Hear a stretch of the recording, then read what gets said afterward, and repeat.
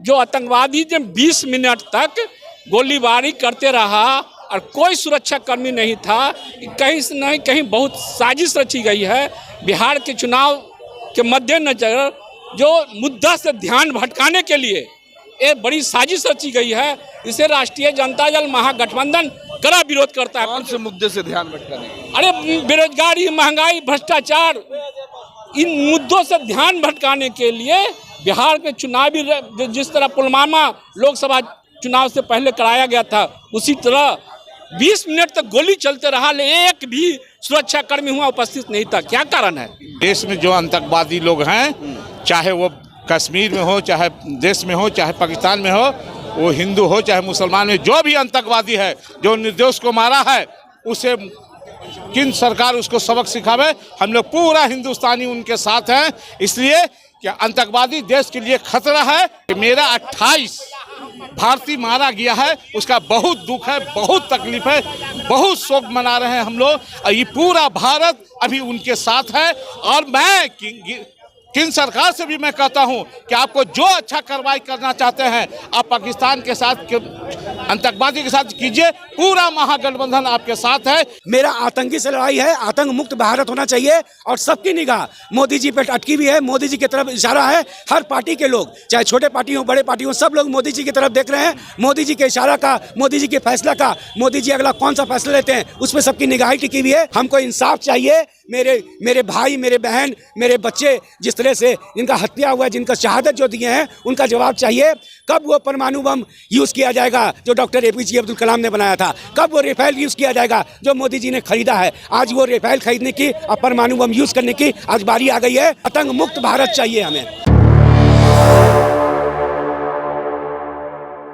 देखिए, इस वक्त हमारी मौजूदगी इनकम टैक्स गोलंबर के पास में है और पहलगाम में जो 28 लोगों की शहादत हुई है, जो 28 लोग आतंकी हमले में मारे गए हैं, उसको लेकर आज इंडिया महागठबंधन की तरफ से श्रद्धांजलि अर्पित करते हुए महागठबंधन के लोग आज कैंडल मार्च निकाल रहे हैं। और इस महागठबंधन की कैंडल मार्च में जितने भी महागठबंधन के बिहार के जितने भी बड़े नेता हैं, सारे लोग यहाँ पे मौजूद हैं। तेजस्वी प्रसाद यादव हो, शकील अहमद खान हो, या फिर जितने भी महागठबंधन के नेता यहाँ आज मौजूद हैं। और आप देख सकते हैं कि हज़ारों की संख्या में लोग आज आए हुए हैं यहाँ पे और संवेदना व्यक्त कर रहे हैं कैंडल जलाकर।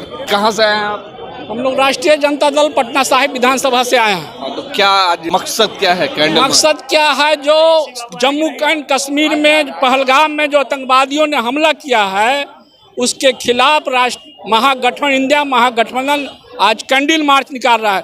ये जो आतंकवादी जब 20 मिनट तक गोलीबारी करते रहा और कोई सुरक्षा कर्मी नहीं था, कहीं से नहीं कहीं बहुत साजिश रची गई है। बिहार के चुनाव के मद्देनजर जो मुद्दा से ध्यान भटकाने के लिए एक बड़ी साजिश रची गई है। इसे राष्ट्रीय जनता दल महागठबंधन कड़ा विरोध करता है। कौन से मुद्दे से ध्यान भटकाने? अरे बेरोजगारी, महंगाई, भ्रष्टाचार, इन मुद्दों से ध्यान भटकाने के लिए बिहार के चुनावी जिस तरह पुलवामा लोकसभा चुनाव से पहले कराया गया था, उसी तरह 20 मिनट तक गोली चलते रहा, एक भी सुरक्षा कर्मी हुआ उपस्थित नहीं था। क्या कारण है? जो वहाँ सेना उपस्थित रहता है, सुरक्षा कर्मी उपस्थित रहता है, लेकिन नहीं था। क्यों नहीं था? ये कहीं नहीं कहीं दर्शाता है कि बड़ी षड्यंत्र के तहत ये कार्य को अंजाम दिया जा रहा है। ये हिंदू मुस्लिम जो दूरी बढ़ाने का काम किया जा रहा है, हिंदू मुस्लिम दूरी को बढ़ाने का काम किया जा रहा है। अब देखिए, यहाँ से काफिला निकल चुका है आगे की ओर, ये डाक बंगला की ओर बढ़ेगा ये काफिला, और साथ में तेजस्वी प्रसाद और साथ में महागठबंधन के जितने भी नेता हैं, सारे लोग इसमें शामिल हैं। कैंडल मार्च में जा रहे हैं कैंडल लेकर। क्या लगता है कि देश में जो एक माहौल है, 28 लोग मारे गए हैं, आप लोगों के कैंडल जलाने से क्या फ़र्क पड़ेगा? हम लोग उसका शोक मना रहे हैं कि हमारे देश में मेरे 28 भारतीय मारे गए हैं। हम चाह रहे हैं कि देश में जो आतंकवादी लोग हैं, चाहे वो कश्मीर में हो, चाहे देश में हो, चाहे पाकिस्तान में हो, वो हिंदू हो चाहे मुसलमान में, जो भी आतंकवादी है, जो निर्दोष को मारा है, उसे केंद्र सरकार उसको सबक सिखावे। हम लोग पूरा हिंदुस्तानी उनके साथ हैं, इसलिए कि आतंकवादी देश के लिए खतरा है। हम लोग पूरा इसी ने महागठबंधन के लोग हम साथ दे रहे हैं कि केंद्र सरकार उन लोग पर कार्रवाई करे, इसलिए कि निर्दोष लोगों को मारा गया है, वो हमारा भारतीय मारा गया है, हमारे भारत का संपत्ति समझिए नुकसान हुआ है, इसलिए मैं इसी के लिए शोक मना रहा हूँ। और मैं कहूँगा केंद्र सरकार के कि आप आतंकवादी पर कार्रवाई करें, चाहे हिंदू हो चाहे मुसलमान हो, उस पर कार्रवाई हो। आप तो अपने आप को भारतीय मान रहे हैं और लोगों को भी भाई मान रहे हैं, मगर कुछ जो नफरती लोग हैं आज हिंदू मुस्लिम एकता को खराब करने में लगे हुए हैं, कट्टरता को बढ़ावा दे रहे हैं और लगातार बोल रहे हैं कि आतंकवादी अब जाति देख के नहीं धर्म देख के मारेगा। तो लग रहा है कि कहीं ना कहीं इसको दूसरे तरफ मोड़ा जा रहा है। देखिए, वो जो किया है वो गलत है, उसके बारे में पूरी जानकारी नहीं है, मगर हम ही जानते हैं कि सच्चाई है कि मेरा 28 भारतीय मारा गया है, उसका बहुत दुख है, बहुत तकलीफ है, बहुत शोक मना रहे हैं हम लोग। और ये पूरा भारत अभी उनके साथ है। और मैं केंद्र सरकार से भी मैं कहता हूं कि आपको जो अच्छा कार्रवाई करना चाहते हैं आप पाकिस्तान के साथ आतंकवादी के साथ कीजिए, पूरा महागठबंधन आपके साथ है। इसलिए आतंकवादी देश के लिए खतरा है, मासूम की जान गई, इसलिए हम लोग पूरी महागठबंधन उनके साथ है। क्या कहेंगे, आप लोग भी युवा हैं, शामिल हैं, आज 28 लोगों की जान गई और जिस बर्बरतापूर्ण के साथ 28 भारतीयों को मारा गया, मगर वहाँ पे ये एक परसेप्शन क्रिएट किया जा रहा है कि हिंदुओं को मारा गया। देखिए, बहुत निंदनीय घटना है, बहुत दुखद घटना है। आज ये नहीं देखना है कि हिंदू को मारा गया या नाम पूछ के मारा गया, लेकिन बचाने वाला भी मुसलमान समुदाय का वो नाम पूछ के नहीं बचा रहा था, धर्म देख के नहीं बचा रहा था। ठीक है, इस एंगल मत दीजिए। मेरा आतंकी से लड़ाई है, आतंक मुक्त भारत होना चाहिए और सबकी निगाह मोदी जी पे अटकी हुई है, मोदी जी की तरफ इशारा है। हर पार्टी के लोग, चाहे छोटे पार्टी हो बड़े पार्टी हो, सब लोग मोदी जी की तरफ देख रहे हैं। मोदी जी के इशारा का, मोदी जी के फैसला का, मोदी जी अगला कौन सा फैसला लेते हैं उस पर सबकी निगाह टिकी हुई है। मोदी जी को कड़ी से कड़ी एक्शन लेना चाहिए।